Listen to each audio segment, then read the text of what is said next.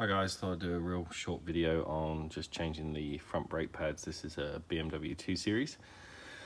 Just did the other side, so I should be able to go through this pretty quickly for you. There's just a retainer clip on here that needs to come off, and then there's two bolts on the back, which just have these plugs on.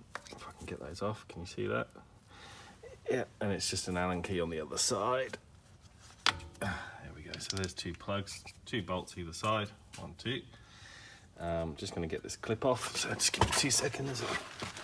Try and do it one-handed. Help if I had a screwdriver. So we're just going to apply a bit of pressure. Oh, that was easy. That was much easier than the other side. There we go. So that's the clip off. And then just take an Allen key. There might be a little bit of force on them. Actually, the other side wasn't too bad.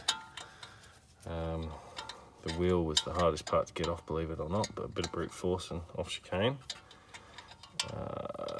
That's not going to go in there, is it? Let's try this one. What I'll do is I'll just undo these and I'll come back to you. Okay, so I've undone the two bolts at the back. As I was showing you in my previous video, it was a little bit firm, but they worked free. I don't know if you can see those, they just pin and screw onto here. Now I've got a little trick for compressing the cylinder here, which worked for me on the other side, because these are really firm and you can't seem to work them free. So I'll just show you what I did on the other side. Was I took a socket, literally put the socket there. This is really hard to do one-handed, and I just got a quick little clamp, and basically set the clamp up there, put the socket in.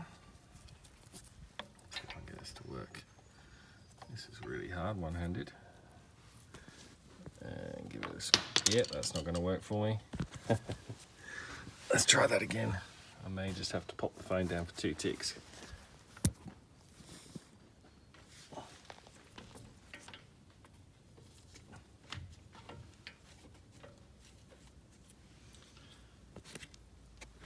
That's it. So I've got the clamp on there.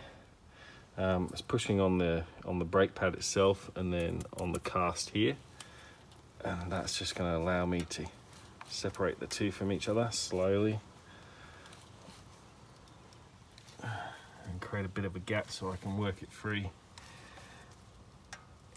Yeah, it's pretty firm.